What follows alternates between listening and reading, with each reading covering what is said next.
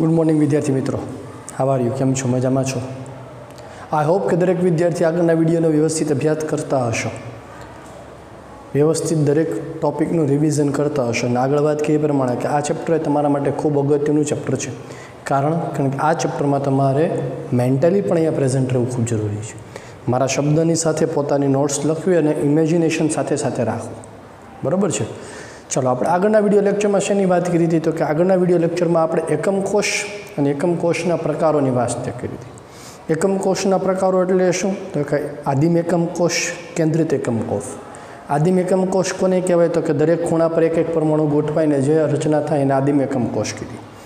ત્યાર પછી આપણે વાત શેની કરી હતી? તો કે ત્યાર પછી આપણે કેન્દ્રિત એકમ કોષ, કે જેમાં દરેક ખૂણા પર તો પરમાણુ હોય જ, વત્તા તેમની બંધારણીય રચના પ્રમાણે, દાખલા તરીકે અંતઃકેન્દ્રિત, બોડી સેન્ટર્ડ, એટલે એક સેન્ટરમાં વચ્ચે પરમાણુ હશે. ત્યાર પછી છે ફલક કેન્દ્રિત, ફોકલ સેન્ટર્ડ, એફસીસી, જેમાં દરેક ફલકમાં ઉપર નીચે, ડાબી બાજુ, જમણી બાજુ, આગળ પાછળ દરેક સેન્ટરમાં એક એક પરમાણુ હોય. ત્યાર પછી આપણે વાત કરી અંત કેન્દ્રિત, ઈસીસી, એન્ડ સેન્ટર્ડ, કે જેમાં શું જોવા મળે છે? કોઈ પણ બે વિરોધી બાજુઓ જે છે, સામસામે, ડાબી હોય તો જમણી, ઉપર હોય તો નીચે, આગળ તો પાછળ એક એક પરમાણુ ગોઠવાયેલો હોય છે. ક્લિયર છે દરેકને? આ વાત કર્યા પછી હવે આજે વાત જે કરવાની છે ખૂબ અગત્યની, એ સ્ફટિક પ્રણાલી વિશે વાત કરવાની છે. આગળના વિડીયો લેક્ચરમાં તમને વાત કરી હતી પ્રમાણે કે જ્યારે જુદી જુદી પરમાણુની ગોઠવણી શક્ય બને ત્યારે એવી કુલ આપણને 14 બ્રેવાઇસ લેટિસ પેટા પ્રકાર પડીને 14 ગોઠવણી અને કુલ 7 ગોઠવણી આપણને જોવા મળે. આ 7ના પછી શક્ય વિચલનો જોવા મળે. એ કોને આધારે જોવા મળે છે? તો કે એકમ કોષના પેરામીટર્સ. કેટલા પેરામીટર્સ છે? 3 પેરામીટર્સ છે. કયા કયા 3 પેરામીટર્સ છે? A, B, C, alpha, beta, gamma. Okay, તો ત્યાં એક આગળ એક મારી મિસ્ટેક કદાચ બોલવામાં થયું કે નહીં મને ખ્યાલ નથી, પણ આગળ મેં એવું કીધું હતું કે આલ્ફા બીટા ગેમા કોઈ પણ લ્યો ચાલશે, તો એ મારી મિસ્ટેક છે. નહીં, એવું નહીં ચાલે. આલ્ફા બીટા ગેમા કોઈ પણ તમે લેશો એટલે એ નહીં ચાલે. જે ફિક્સ તમને આલ્ફા બીટા ગેમા આપેલો છે એના અનુસંધાનમાં જ તમારો થશે. એ અને સી વચ્ચે છે ગેમા થશે, જે રીતે તમને આગળ વાત કરી છે, અથવા તો જે રીતે તમને ટેક્સ્ટ બુકમાં એનસીઆરટીના ડાયાગ્રામમાં તમને દર્શાવેલું છે એ રીતે જે છે તમારો આલ્ફા બીટા ગેમા થવાનો છે. તમને ટેક્સ્ટ બુકના ડાયાગ્રામમાં તમે જોઈ શકો છો કે આલ્ફા બીટા ગેમા જે છે તમને કોની કોની વચ્ચે આપેલું છે? તો કે બી અને સી વચ્ચે આલ્ફા છે, એવી રીતે એ અને બી વચ્ચે ગેમા છે, એ અને સી વચ્ચે બીટા છે. આ નિશ્ચિત છે, આ નહીં બદલે, બરાબર છે? એટલે આ ધ્યાન રાખજો.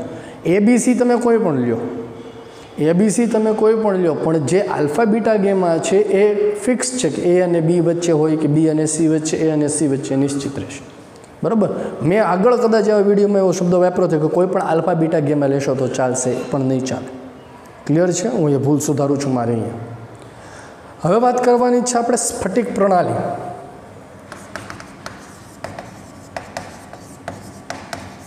સ્ફટિક પ્રણાલી જુદી જુદી 7 સ્ફટિક પ્રણાલી છે. શેને આધારે જોવા મળે છે? તો કે આલ્ફા બીટા ગેમા એ બી સીને આધારે જોવા મળે છે.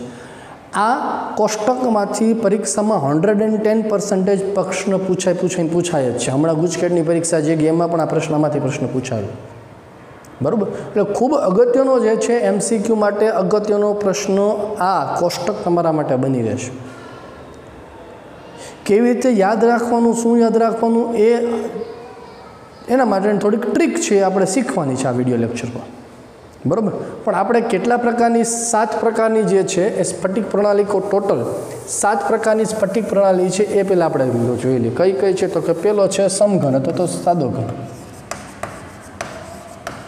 જેને કીધું છે ક્યુબિક, બરાબર છે? ક્યુબિક રચના. ત્યાર પછી બીજી જે સ્ફટિક પ્રણાલી જે છે એ બીજી સ્ફટિક પ્રણાલી ત્રિકોણીય અથવા તો ટ્રાયગોનલ,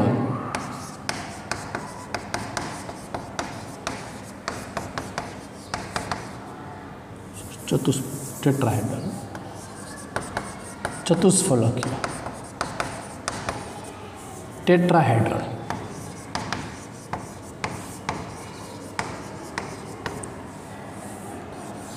ત્રીજી છે ઓર્થોરોહમ્બિક,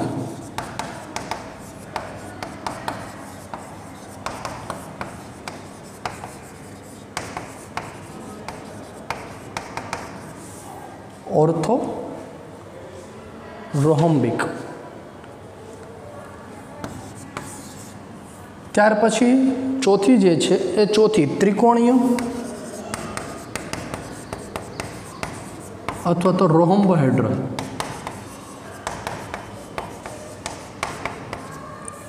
ત્રિકોણીય ટ્રાયગોનલ અથવા રોમ્બોહેડ્રલ.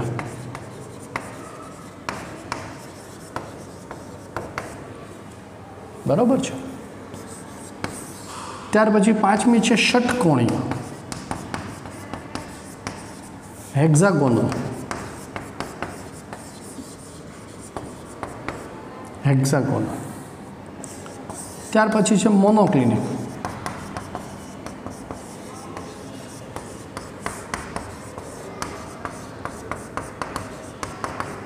મોનોક્લિનિક. ત્યાર પછી છે ટ્રાયક્લિનિક.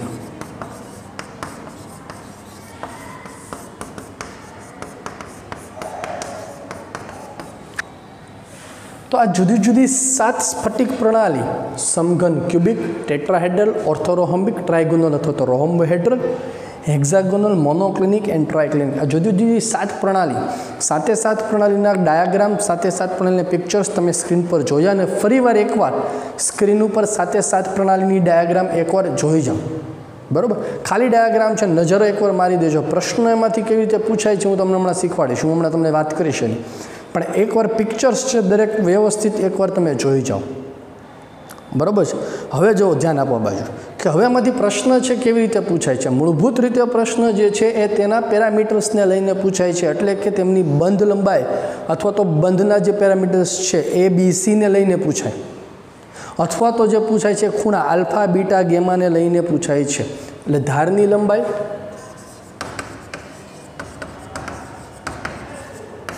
અને ખૂણાના માપ, અને લાસ્ટમાં આપેલું છે તમને ઉદાહરણ. હવે ઉદાહરણ જે છે એમાં બહુ બધા ઉદાહરણો આવે છે, એ તમારી ઉપર ડિપેન્ડ રાખું છું કે તમને કેટલા ઉદાહરણ કરવા છે. હું એટલું ખાલી કહું છું કે ટેક્સ્ટ બુકમાં જેટલા આપેલા છે એ ઉદાહરણ તો કરવાના જ છે. એની સિવાય તમારે કરવા હોય તો ઠીક છે, ન કરો તોય કોઈ વાંધો નથી. કારણ કે ઉદાહરણને લઈને પ્રશ્ન બહુ ઓછા પૂછાય છે. જે કોઈ પ્રશ્ન પૂછાય છે એ આને લઈને, ધારની લંબાઈ અથવા ખૂણાના માપને લઈને પૂછાય. એઝ પર એક્ઝામ્પલ કે ભાઈ હેક્ઝાગોનલ માટે ધારની લંબાઈ અથવા તો ખૂણાનો માપ નીચેનામાંથી શું છે, અથવા તો ખૂણાના માપ આપેલા છે, ધારની લંબાઈ આપેલી છે તો કઈ રચના ધરાવે છે. આ પ્રકારના પ્રશ્ન તમને પૂછાય છે. બરાબર છે.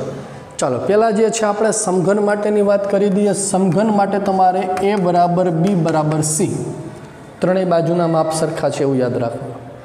બરાબર. ત્યાર પછી એક છે તમારે ઓછું કરતું જવાનું. ચતુષ્ફલકીય રચના માટે A બરાબર B does not equal to C. Orthorhombic માટે A does not equal to B does not equal to C. Clear છે? શું કરવાનું? A બરાબર B બરાબર C, A બરાબર B does not equal to C, A બરાબર B બરાબર C.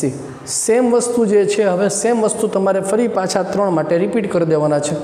ઉપરના 3ને ક્રમમાં પાછા મૂકી દો. ત્રિકોણીય તો રોમ્બોહેડ્રલ માટે A બરાબર B બરાબર C,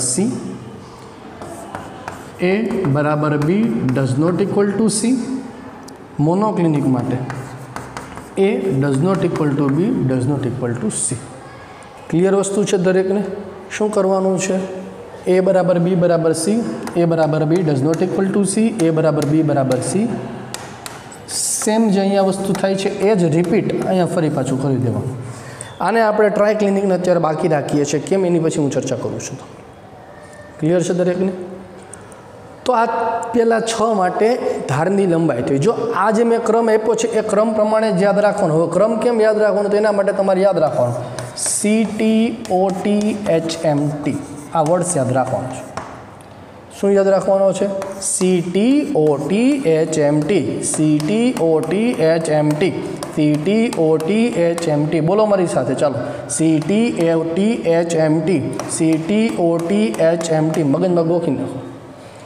CTOTHMT. C for cubic, T for tetrahedral, O for orthorhombic, T for trigonal, H for hexagonal, M for monoclinic and T for triclinic. જો 3 વાર T આવે છે ઉપર નીચે કોઈ ન થઈ જાય, ધ્યાન રાખવું પાછું. આ યાદ રાખવાનું છે. ક્લિયર છે દરેકને? તો હવે વાત કરવાની છે ખૂણાના માપ આલ્ફા બીટા ગેમા માટે. તો આના માટે alpha is equal to beta is equal to gamma is equal to 90 degree છે. Alpha is equal to beta is equal to gamma is equal to 90 degree. એટલે ત્રણેય ખૂણા એકમેકને બરાબર લંબ છે. માટે જે સમઘન જે છે એ સમઘનને મોસ્ટ સિમેટ્રિકલ ક્રિસ્ટલ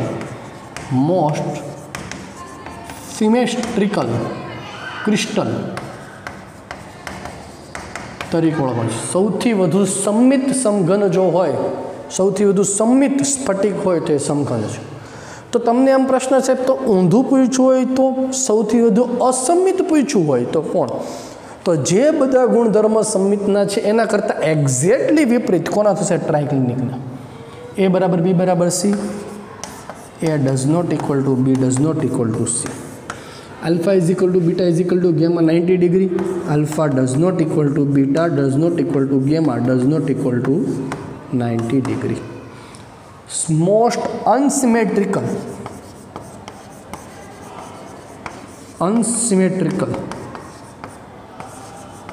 ક્રિસ્ટલ છે. Unsymmetrical, most unsymmetrical crystal. Clear છે? સિમેટ્રિકલ કોણ આવશે? સમઘન. અનસિમેટ્રિકલ કોણ આવશે? ટ્રાયક્લિનિક. એટલે મેં એને લાસ્ટમાં રાખ્યો હતો, યાદ રહી જાય એટલે. થઈ ગયો ને યાદ?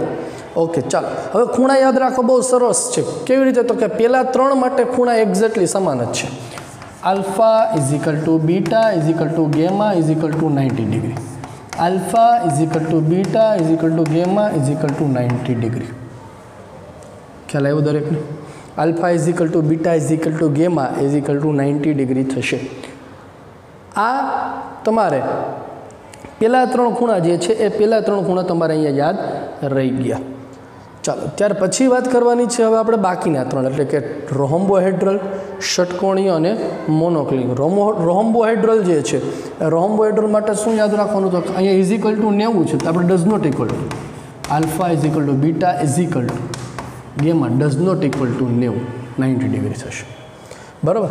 ષટકોણીય અને મોનોક્લિનિક માટે શું કરવાનું? તો કે અહીંયા પહેલાં લેવાનું alpha is equal to beta is equal to 90, gamma is equal to 120 degree. હવે લઈ લેશું એ gamma. Alpha is equal to gamma is equal to 90 degree, but beta does not equal to 120 degree.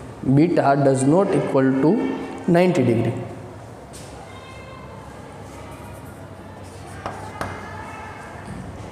Clear છે દરેકને? ચાલો જુઓ જે એકવાર ફટાફટ નજર મારી દો જે તમારા બુકમાં. ઓકે, અચ્છા, યાદ રહેશે દરેકને? જો થોડું કન્ફ્યુઝન ક્રિએટ થાય એવું છે, પણ આ જ યાદ રાખવાનું. જ્યારે તમને MCQ પ્રશ્ન પૂછાય આનો, એટલે પહેલાં છે CT OT HMT કરી નાખવાનું, આ ગોઠવી દેવાનું, આને ગોઠવી દેવાનું, એટલે તમારો જવાબ આવી જશે. બાકી વચ્ચેથી જો યાદ રાખવા જશો ને તો અટવાઈ જશો. એટલે આપણે ક્રમમાં જ 2 સેકન્ડનું કામ છે ખાલી આ. બરાબર. CT OT HMT. A બરાબર B બરાબર C, A બરાબર B does not equal to C, A does not equal to B does not equal to C. ફરી પાછું A બરાબર B બરાબર C, A બરાબર B does not equal to C, A does not equal to B does not equal to C. અને છેદમાં લાસ્ટમાં most unsymmetrical crystal is triclinic. A does not equal to B does not equal to C, alpha does not equal to beta does not equal to gamma does not equal to 90 degree. Clear છે દરેકને? ચાલો, ખૂણા માટે શું યાદ રાખવાનું છે કે પહેલાં ત્રણ જે છે એ એઝ ઇટ ઇઝ રહેશે. પહેલાં ત્રણ એટલે CTO, alpha is equal to beta is equal to gamma 90 degree, CTO common રહેશે. અને છેલ્લા ટ્રાયક્લિનિક માટે તો આપણે વાત કરેલી છે. હવે બાકી રહ્યા બાકીના ત્રણ જે છે એના માટેની વાત કરો. આ ત્રણ માટેની વાત કરવાની. તો શું થશે બાકીના ત્રણ માટે? તો કે અહીંયા ઇઝ ઇક્વલ ટુ 90 છે, તો અહીંયા does not equal to 90. Alpha beta gamma does not equal to 90. પછી આ બેને લઈ ગયા. Alpha is equal to beta 90, gamma is equal to 120. હવે ગેમા લઈ ગયા. Alpha is equal to gamma 90, beta does not equal to 90. Okay, આ યાદ રાખવા માટેની મેં તમને રીત કીધી. હવે આપેલા છે એક્ઝામ્પલ. એક્ઝામ્પલ યાદ રાખવા માટેની કોઈ ટ્રીક છે નહીં. એક્ઝામ્પલ તમારે ક્રેમિંગ કરવા જ પડશે, ગોખવા જ પડશે, આની સિવાય કોઈ રસ્તો નથી. બરાબર. તો સ્ક્રીન પર તમને હવે જુઓ તો સ્ક્રીન પર તમને આખું કોષ્ટક તમને દેખાય છે. NCERTમાં જે કોષ્ટક આપેલું છે તે મેં બોર્ડ પર લખેલું છે એ કોષ્ટકમાં થોડું વેરિએશન આવે છે. क्या वेरिएशन आवे छे तमे नोंध करजो અને એ જ પ્રમાણે એક્ઝામ્પલ તમારી નોટબુકમાં છે, નોંધી નાખવાના છે। ચાલો જુઓ ફટાફટ કોષ્ટક, એકવાર આખે આખું કોષ્ટક જુઓ જે સ્ક્રીન પર દેખાય છે।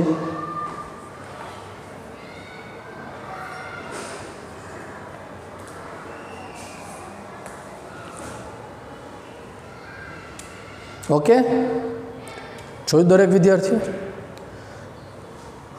ખૂબ અગત્યનો કોષ્ટક છે। એક્ઝામ્પલ મેં કીધું પ્રમાણે એનસીઈઆરટીમાં આપ્યા છે એટલા તો કરવાના જ છે, નિશ્ચિત છે।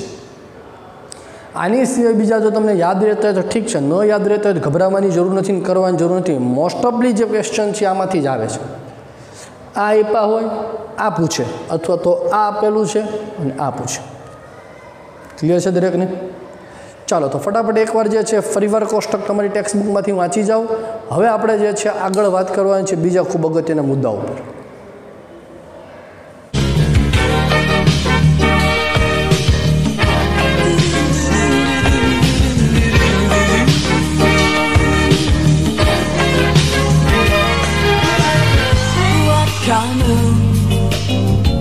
Kulihat yang kan terjadi,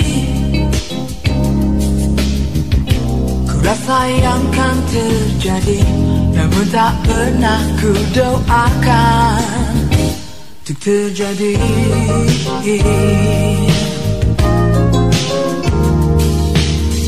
Buat kamu aku berikan harapan, aku hilangkan rintangan, walau tak pernah ku ciptakan keadaan.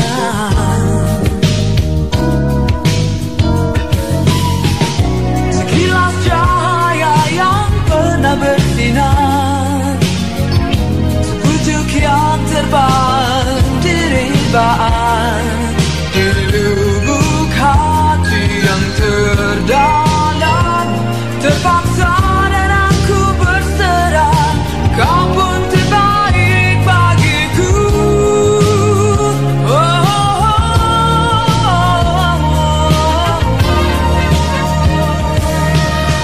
Buat kamu telah ku berikan harapan, kini telah ku hilangkan rintangan, dan kini akan ku ciptakan kemesraan.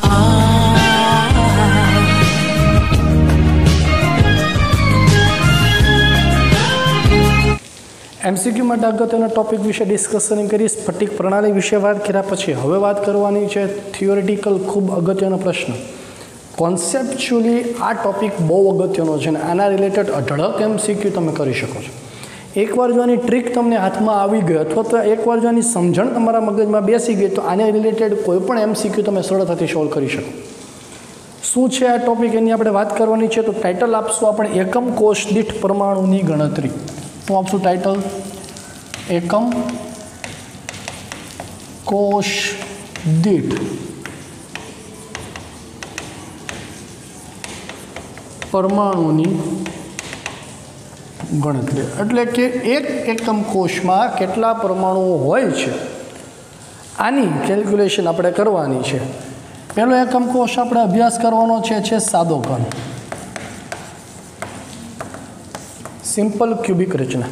સાદા ઘનની રચનામાં આપણે વાત સમજીએ કે તમને screen ઉપર અહીંયા એક સાદો ઘન દેખાય છે, એક સ્ફટિક પ્રણાલી તમને દેખાય છે। હવે આ સ્ફટિક પ્રણાલીમાં એક એકમ કોષ પણ મારા ખ્યાલથી તમને દેખાતો હશે। આ એકમ કોષને હું અહીંયા રિપ્રેઝેન્ટ કરું છું નાના સ્વરૂપે।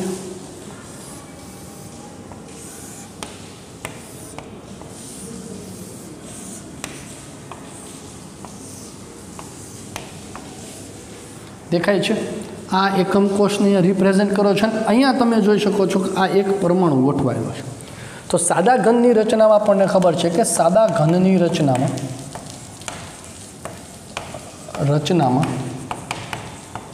દરેક ખૂણા પર એક પરમાણુ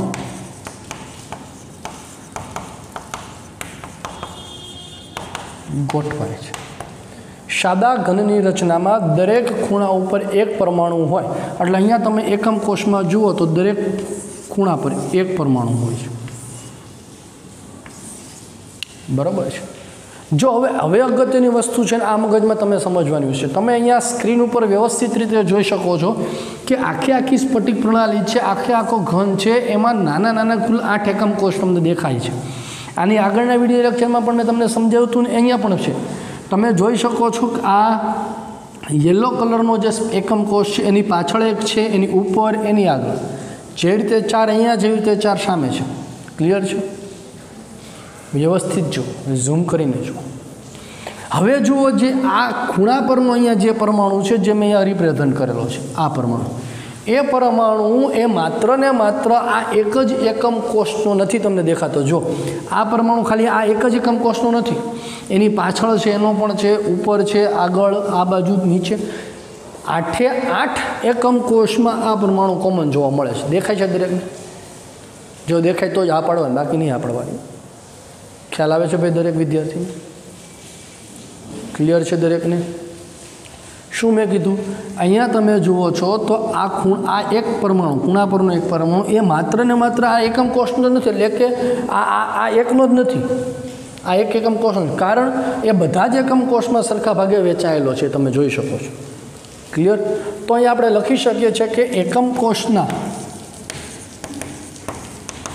કોષના દરેક ખૂણા પરનો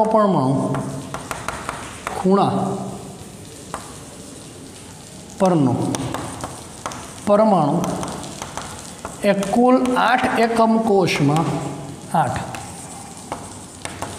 એકમ કોષમાં સરખા ભાગે વહેંચાયેલો છે।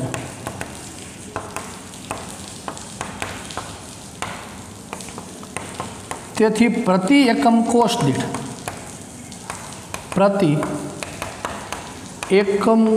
દીઠ દરેક ખૂણામાંથી પરમાણુનો 1/8 ભાગ આવે છે। આ વાક્ય જે છે એ આ વાક્ય સમજાવવું જરૂરી છે। આપણે વાત કરી પ્રમાણે કે આ એકમ કોષ જે છે, આ એકમ કોષમાં આ ખૂણા પરનો પરમાણુ એ માત્ર આ એકનો જ નથી, પણ બાકીના બીજા 7 એટલે કુલ 8 એકમ કોષમાં વિભાજિત થયેલો છે। એટલે એક પરમાણુ 8 એકમ કોષમાં હોય તો એક એકમ કોષમાં એનો કેટલામો ભાગ આવે? આઈ રિપીટ, આ એક પરમાણુ એ આ એક એકમ કોષનો નથી, યલો કલરનો જે છે, પણ એવા બીજા કુલ 7 એટલે ટોટલ કેટલા થયા? 8। આ પરમાણુ 8 ભાગમાં વિભાજિત થયેલો છે, તો આ એકમ કોષનો કેટલામો ભાગ એની પાસે આવે? તો કે કહી શકો કે સર આનો 1/8 ભાગ આવશે। ક્લિયર છે? 1/8 ભાગ એટલે કે આ ખૂણા દીઠ 1/8, આ ખૂણા દીઠ 1/8। આપણે વાત કરી પ્રમાણે આ પરમાણુ હતો, બરાબર, એ ટોટલ 8માં વિભાજિત છે, આ એકમ કોષમાંનો કેટલામો ભાગ આવશે? 1/8। અહીંથી કેટલો આવશે? 1/8, અહીંથી 1/8, 1/8, 1/8, 1/8, 1/8, દરેક ખૂણામાંથી કેટલા આવશે? 1/8 ભાગ આવે છે। તેથી દરેક ખૂણા દીઠ 1/8 ભાગ આવે છે, તો કુલ પરમાણુ સંખ્યા બરાબર કુલ પરમાણુની સંખ્યા, એકમ કોષ દીઠ પરમાણુની સંખ્યા કેટલી થશે? અહીંયા હું લખું છું। તેથી એકમ કોષ દીઠ પરમાણુની સંખ્યા એક ખૂણા દીઠ કેટલામો ભાગ આવે છે? 1/8 આવે છે। એવા કેટલા ખૂણા દેખાય છે? જો હજી 1 2 3 4 5 6 7 8 એવા કેટલા ખૂણા દેખાય છે? 8 ખૂણા દેખાય। મલ્ટીપ્લાય વિથ 8, 8 8 શું થયા? કેન્સલ થઈ જશે, તો કેટલા થશે? 1 પરમાણુ। તો એનો અર્થ શું થયો? એનો અર્થ એવો થયો બાળકો કે સાદા ઘનની રચનામાં એક પરમાણુની જરૂર પડશે। શું કરવું પડે? તો કે એક પરમાણુના 8 સરખા ટુકડા કરો, દરેક ખૂણા પર ગોઠવો, એટલે એક રચના તૈયાર થાય। ક્લિયર છે? શું મેં કીધું? એક પરમાણુના 8 સરખા ટુકડા કરો એટલે દરેક ખૂણા પર ગોઠવો એટલે તમને એક સાદા ઘનના એકમ કોષની રચના તૈયાર થાય. જો આ મગજમાં ઘૂસવું છે ને બહુ જરૂરી છે. મેં આગળ વાત કરી છે, આ ઇમેજિનરી પોર્શન છે. અહીંયા માઇન્ડ તમારું અહીંયા જ હોવું જોઈએ. એવું નહીં વિડીયો જોતા હોય ને માઇન્ડ કંઈક બીજે રખડતું હશે તો નહીં થાય. ક્લિયર કહું છું. You have to focus here. તમારે અહીંયા જ ધ્યાન રાખવું પડશે. શું કહેવા માંગુ છું હું તમને? અહીંયા આપણે વાત કરીએ છીએ કે પ્રતિ એકમ કોષ દીઠ કેટલા પરમાણુની જરૂર પડે. એક સાદા ઘનની રચના કરવા માટે, એકમ કોષની રચના કરવા માટે કેટલા પરમાણુની જરૂરિયાત પડે. તો તમે એમ કહો સાહેબ 8 ખૂણા પર ગોઠવી દો ને થઈ જાય ને. પણ મારા ભાઈ આ 8 ખૂણા પર ગોઠવો તો આમાં આ એક પરમાણુ થોડી ખાલી એકલાનો જ છે. એ કેટલાનો થાય? કેટલાનો થશે? તો કે બીજા 7 એટલે ટોટલ 8માં વિભાજિત થશે. આ ખૂણા પરનો પરમાણુ એ ટોટલ 8 પરમાણુમાં વિભાજિત થાય તો આમાં એનો કેટલામો ભાગ આવે? 1/8 ભાગ આવે સાહેબ. આવે છે 1/8 ભાગ. આવા કેટલા ખૂણા છે? આવા 8 ખૂણા છે. તો કુલ કેટલા પરમાણુ થયા? 1 પરમાણુ થયો. શબ્દ શું વાપરો છે? સાદા ઘનની રચનામાં પ્રતિ એકમ કોષ દીઠ પરમાણુની સંખ્યા. પ્રતિ એકમ કોષ દીઠ કેટલા થશે? એ પણ એવો શબ્દ વાપરો જ ને, સાદા ઘનની રચનામાં એકમ કોષમાં કેટલા પરમાણુની જરૂર પડે? તો એકમ કોષમાં 8 પરમાણુની જરૂર પડે છે. પ્રતિ એકમ કોષ દીઠ કેટલા જોઈએ? તો કે દરેકનો 1/8 પાર્ટ આવે એટલે 1 પરમાણુ થશે. ક્લિયર છે માઇન્ડસેટ આ બાબતે દરેકનું? જો આ જરૂરી છે, ખૂબ સમજ પડવી જરૂરી છે. ન ખબર પડતી હોય તો તમે જે જગ્યાએ છો, તમે જે જગ્યાએ બેઠા છો એ જગ્યાનો રૂમ, રસોડું, જે જગ્યાએ બેઠા છો ત્યાં વિચારો અને એનો એક ખૂણો પકડી લો. દાખલા તરીકે હું તમને સમજાવું છું, બરાબર? ચાલો, જો હું જે જગ્યાએ છું એ જગ્યાની તમને વાત કરું છું. આ ક્લાસરૂમની અંદર હું ઊભો છું અને આ ક્લાસરૂમનો હું આ ખૂણો છે એને ઇમેજિન કરું છું. હવે જરા ઇમેજિન કરો કે આ ખૂણો કેટલામાં વિભાજિત થયો હશે? વિચારો જરા. આ ખૂણો એ કેટલા વિભાજિત થયો હશે? તો કે કેટલામાં વિભાજિત થયો હશે? તો કે આપણે અહીંયા ઊભા છીએ, આવું જ ક્યાં છે? બાજુમાં હશે તે એનો હશે. આની ઉપરવાળાનો છે એનો એ ખૂણો બને. ઉપરવાળાની આ બાજુવાળા છે એનો ખૂણો બને. આ બાજુવાળા એનો ખૂણો, એની ઓલી બાજુવાળા એનો ખૂણો, એની ઉપરવાળા ખૂણો. તો આ ખૂણો કેટલામાં વિભાજિત થયો છે બાળકો? તો કે આ ખૂણો 8માં વિભાજિત થયો છે. કેટલામાં થયો છે? 8 પાર્ટમાં આ ખૂણો વિભાજન પામેલો છે. કેટલા પાર્ટમાં વિભાજન પામેલો છે? 8 પાર્ટમાં. બરાબર? તો જરા જુઓ જી, આ રૂમમાં કેટલા ખૂણા છે? તો કે 1/8 અહીંથી આવશે, 1/8 અહીંથી આવશે, 1/8 પેલા કોર્નરથી, 1/8 આ કોર્નરથી, સામેથી 1/8, 1/8 સામેથી, 1/8 સામેથી, 1/8 સામેથી. દરેક ખૂણામાંથી 1/8 પાર્ટ આવતો હોય તો ટોટલ કેટલા થશે? તો કે 1/8 મલ્ટીપ્લાય વિથ 8. બરાબર? 1/8 ઇન્ટુ મલ્ટીપ્લાય વિથ 8. 8 વડે મલ્ટીપ્લાય કરો એટલે તમને જવાબ મળે છે 1 પરમાણુ. જવાબ તમારો આવે છે. ક્લિયર છે દરેકને? તો વિડીયો એકવાર એવું હોય તો પોઝ કરો. પોઝ કરીને તમારી ટેક્સ્ટબુક જે છે એ ટેક્સ્ટબુકમાંથી એકવાર રીડ કરો એટલે તમને છે આ મુદ્દો ક્લિયર થશે. બરાબર છે? ચાલો, તો સાદા ઘનની રચના પછી હવે વાત કરવાની છે મારે કેન્દ્રિત એકમ કોષ. અને આ કેન્દ્રિત એકમ કોષમાં મારે વાત કરવી છે અંતઃકેન્દ્રિત એકમ કોષ. શેની વાત કરવી છે હવે મારે? અંતઃકેન્દ્રિત, BCC.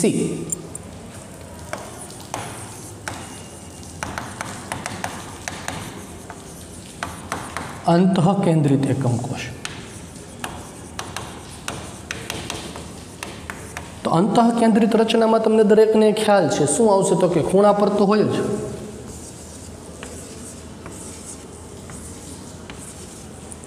ખૂણા પર તો છે જ.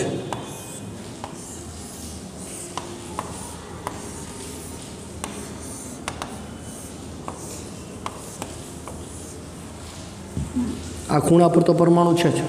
પણ સોરી આ ખૂણા પર દરેક પરમાણુ, પણ એક પરમાણુ અહીંયા એકમ કોષની મધ્યમાં હશે. આપણે આગળ એકમ કોષના પ્રકાર ભણ્યા ત્યારે કીધું હતું ને, બીસીસી રચના. બીસીસી રચનામાં ખૂણા પર પરમાણુ, પણ એક આખો પરમાણુ આ એકમ કોષમાં હશે. તો કુલ કેટલા પરમાણુની જરૂર પડશે? તો કે આપણે લખી શકીએ કે ખૂણા દીઠ પરમાણુ, ખૂણા દીઠ પરમાણુની સંખ્યા. આમાં દરેક ખૂણા દીઠ આવવાનો તો કેટલામો ભાગ છે? 1/1 આવવાનો છે. એવા કેટલા ખૂણા છે? 8. તો કુલ કેટલા પરમાણુ થયા? એક પરમાણુ. એક પરમાણુ ખૂણો દીઠ, અને એક પરમાણુ એ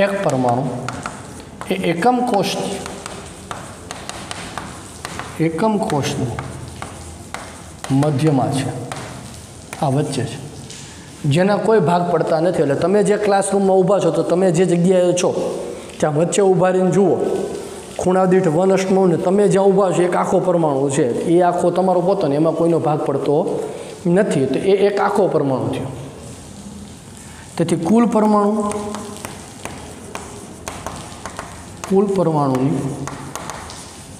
સંખ્યા ખૂણા દીઠ એક પરમાણુ અને મધ્યમાં એક પરમાણુ. તો કુલ પરમાણુ કેટલા થવાના છે? 2 પરમાણુ. એટલે બીસીસી રચના કરવા માટે મારે કેટલા પરમાણુની જરૂર પડશે? 2 પરમાણુની જરૂર પડશે, જેમાં એક પરમાણુ વચ્ચે મૂકી દો અને એક પરમાણુના 8 ટુકડા કરીને 8 ખૂણે ગોઠવી દો, એટલે થઈ ગયો તમારો બીસીસી. ખબર પડી ગઈ દરેકને? મગજ અહીંયા હાલવું જોઈએ, લોજિક કોન્સેપ્ટ ક્લિયર હોવો જોઈએ, માઇન્ડ મેન્ટલી પહેલાં પૂરો પ્રેઝન્ટ હોવો જોઈએ. જે મેન્ટલી અત્યારે ડિસ્ટર્બ હોય ઘડીક નહીં જોતા વિડીયો, ફ્રેશ થઈને પાછા જોવા માંડો, પણ મેન્ટલી પ્રેઝન્ટ હોવો જોઈએ. હું જે શબ્દો બોલું છું, ડાયાગ્રામ જે દોરું છું, એ ક્લિયરલી કોન્સેપ્ચ્યુઅલી મગજમાં ઉતરવો જોઈએ, અને બાકીનું વધારે હું ટેક્સ્ટ બુકમાંથી વાંચી લેવાનું છે. ઓકે, તો આજનો વિડીયો લેક્ચર છું આજે અહીંયા સુધી રાખું છું, કારણ કે હવે બાકીના બીજા બે લઈશ તો મગજ બેન્ડ મારી જશે. બરાબર, તો આજે આપણે અહીંયા સુધી જ મર્યાદિત રાખીએ છીએ. બાકીની વસ્તુ છે નેક્સ્ટ વિડીયો લેક્ચરમાં કરું છું. ત્યાં સુધી વ્યવસ્થિત વાંચજો, સમજજો અને કોઠો ગોખી નાખજો. બરાબર, બાય.